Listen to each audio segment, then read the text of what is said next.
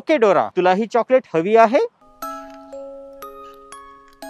मित्रांनो, मी ही चॉकलेट घेतली पाहिजे की नाही?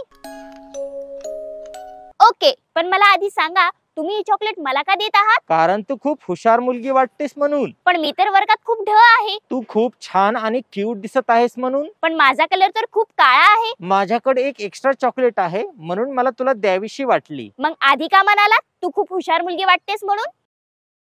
तुम्ही लहान मुलांना चॉकलेट देऊन असंच किडनॅप करता ना? हो, आणि आता तुला करणार.